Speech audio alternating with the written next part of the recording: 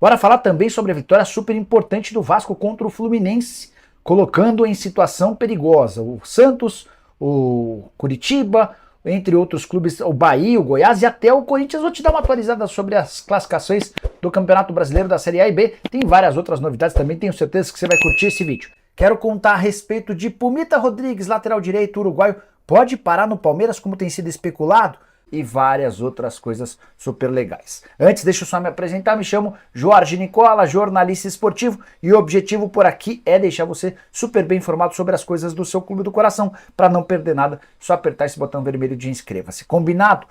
Já Felipe Gabriel, goleiro do Sub-17 do Vasco, chamou demais a atenção porque conseguiu marcar um gol no confronto clássico contra o Flamengo pelo Campeonato Carioca da categoria Sub-17. Bora falar agora sobre o Vasco da Gama, que venceu o Fluminense, vitória super importante no Campeonato Brasileiro, jogo disputado na tarde desse sábado, 4-2 foi o placar final. O Vasco sai na frente, o Fluminense empata. O Vasco faz 2-1, o Fluminense empata, até que o Gabriel Peck, que saiu do banco de reservas, marcou os 2 gols da vitória. Cruz Maltino, Praxedes e o Verratti haviam marcado antes.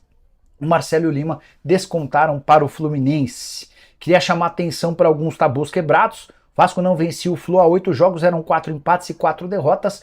Vasco não marcava 4 gols pelo Campeonato Brasileiro da Primeira Divisão desde a última rodada do Brasileiro de 2020. Só para você ter uma ideia do momento Cruz Maltino.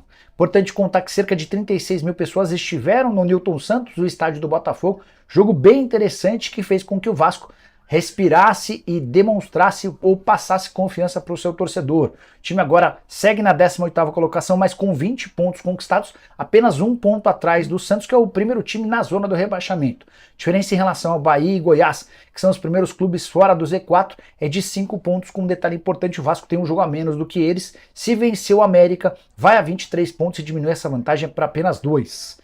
E se Bahia e Goiás precisam ficar esperto, o mesmo vale para o Corinthians, que tem 26 pontos conquistados bem perto dessa zona da degola. Já o Fluminense é o 6º colocado, se manteve com 38 pontos e desperdiçou a chance de pular para o 3º lugar. Caso tivesse vencido, teria ido a 41 pontos conquistados. Pelo lado do Flu, a grande preocupação é com o John Arias, que sentiu um problema no tornozelo e pode ser dúvida para as próximas partidas, com destaque, obviamente, para Libertadores. O Flu enfrenta o Internacional na última semana do mês de setembro.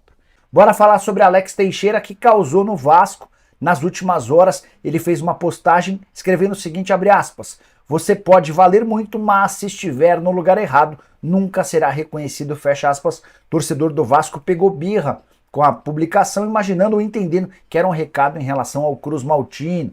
Bora falar sobre o Vasco da Gama, informação super importante. Nessa quinta-feira, Pedrinho, ex-jogador do Vasco e de vários outros clubes, anunciou sua saída da Rede Globo. Era comentarista do Sport TV e da Globo. O Pedrinho anunciou que estava indo para um outro projeto. Esse projeto agora já é conhecido. Ele vai ser candidato à presidência do Vasco, numa chapa que terá apoio de Felipe e Edmundo, 2 ex-jogadores do Vasco e ídolos do torcedor. Decisão corajosa do Pedrinho, que tinha estabilidade no emprego, um salário bacana, visibilidade nacional, e agora vai para uma luta difícil para essa eleição para presidente do Vasco. Vale a lembrança de que a partir do momento em que o Vasco se torna uma SAF, o papel do presidente do clube passa a ser um papel bem mais reduzido. As decisões ligadas ao futebol não têm mais relação com o presidente. Ainda assim, o Pedrinho entende que pode ser bastante útil. O nome dele chegou a ser especulado algumas semanas atrás como um possível executivo de futebol da 777. Eu até preferiria vê-lo como executivo da 777, cuidando do futebol, do que presidente, mas quero desejar boa sorte por Pedrinho, alguém que, na minha opinião, estava entre os melhores, não, era o melhor comentarista de futebol entre todos os ex-jogadores. E você? Que achava do Pedrinho como comentarista, que pensa dele como presidente do Vasco? Use o espaço para comentário, beleza? Bora falar agora sobre o Palmeiras. Muitos palmeirenses me perguntaram na última live aqui no canal se Pumita Rodrigues, lateral direito, uruguaio, 26 anos de idade, que pertence ao Vasco, poderia ser comprado pelo Verdão para a próxima temporada. Vocês sabem que a negociação para a renovação do contrato do Mike Rocha segue emperrada, lateral cujo contrato se encerra em 31 de dezembro. A informação sobre o interesse ou o suposto interesse do Palmeiras no Pumita Rodrigues foi divulgada pelo jornalista Felipe Lemos. Entrei em contato com uma fonte minha no Palmeiras e a pessoa afirmou o seguinte, abre aspas, informação furada: o Abel adora o Mike e o Marcos Rocha e está trabalhando para que os dois continuem no clube em 2024, fecha aspas. Também especulou sobre a possibilidade de o Mike ir embora, dele jogar no futebol do Catar para a próxima temporada, negócio absolutamente descartado pelo Verdão. A ideia do Abel, que é o comandante alviverde, é manter esses dois laterais disputando a posição, com o Garcia aparecendo como uma terceira via. O Pumita, na atual temporada, comprado do Nacional do Uruguai, disputou 31 jogos, 2 gols, nenhuma assistência. Começou bem o ano, foi perdendo produção e nesse momento nem tem sido titular. Ele costuma ser utilizado nos minutos finais de cada partida. Se curtiu o vídeo, deixa like, se inscreve no canal. E o Vasco, que você acha que cai? O Luan Valandro. Luan, o Vasco entre os times na zona do rebaixamento é aquele que mais cresceu. É aquele que mais demonstrou, que mais tem demonstrado capacidade de recuperação. Só que o Vasco vai precisar empurrar um para baixo. E o Bahia com o Rogério Ceni respondeu bem, enfim. Tem muito campeonato ainda, né? O André Quimos, boa noite, Nicola. Alguma notícia do Vasco? Deixa eu ver o que eu contei sobre o Vasco para vocês ao longo do dia de hoje. Ah, cara, deixa eu falar um pouquinho sobre o Pedrinho, meu. O Pedrinho deixou a Sport TV e a Globo, decisão extremamente corajosa, para se candidatar à presidência do Vasco. Com detalhe, o presidente do Vasco hoje manda bem pouco, muito menos do que em outras épocas. Vocês sabem que com a SAF, o presidente do Vasco passa a ter um papel bem menos importante. Ele cuida de outras áreas bem pouco glamurosas. Então, achei decisão corajosa. Mas eu preferiria ter o Pedrinho como um CEO, como um diretor executivo da 777 do que como presidente. Eu acho que ele seria mais importante, eu acho que ele seria mais influente, eu acho que ele teria mais capacidade de ajudar nesse cargo do que propriamente como presidente do Vasco.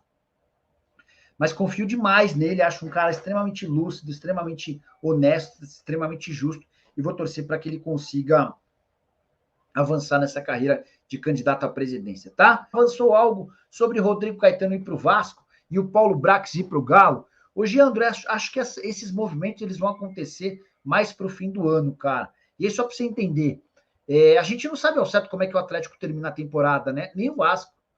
Digamos que o Vasco seja rebaixado.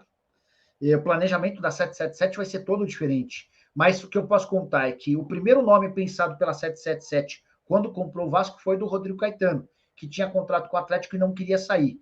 O Rodrigo tem dado entrevistas afirmando que não quer sair do Galo. Mas a informação que eu tenho contado para vocês é que o homem forte da SAF do Galo, o Rafael Menin, não gosta do trabalho do Rodrigo Caetano. A Itatiaia chegou até a publicar recentemente uma notícia de que para ficar no Atlético na próxima temporada, o Rodrigo vai precisar se adequar a um novo modelo de gestão. Já falou do Vasco, você acredita que o Vasco escape? Mensagem do Roberto Rezende. Roberto, a situação é ruim, tá? Mas entre Goiás, Vasco, América e Curitiba, o único que apresenta viés... O América vem até de 2 vitórias, né? Mas o Vasco é aquele que para mim, tem mais capacidade de reversão do quadro. Mas vai passar muito, mas muito pelos 2 próximos jogos. Você tem Fluminense e Curitiba em casa. Embora com o Fluminense não seja bem em casa, vai jogar no Newton Santos, né? Se o Vasco faz 4 pontos, é interessante. Depois, o Vasco pega o América e pega o Santos. Essa sequência vai dizer muito sobre o que o Vasco vai ser capaz. Eu achei que o time deu uma bela melhorada. Gabriel Peck se consolida e dispara na artilharia do Vasco em 2023. O atacante marcou 2 vezes na vitória sobre o Fluminense e é o principal goleador da equipe na atual temporada. Profissional do Vasco desde 2020, Gabriel Peck passou por diversos momentos de desconfiança no clube. De revelação, ele chegou a ser criticado pela torcida, mas parece que escolheu a temporada atual para dar a volta por cima e se consolidar de vez com a equipe. Não só isso, o camisa 11 se tornou artilheiro isolado na temporada. Ao sair do banco contra o Fluminense no triunfo por 4-2 neste sábado, no Newton Santos, o camisa 11 marcou 2 vezes e chegou a 11 no ano de 2023, 2 a mais que Pedro Raul. Gabriel disse: "Estou muito feliz pelo meu momento. O professor sabe o momento certo. Nos últimos 2 jogos ele optou por ter começado no banco. Meus pais falam que, independente do tempo que eu ficasse em campo, eu deveria dar o meu melhor."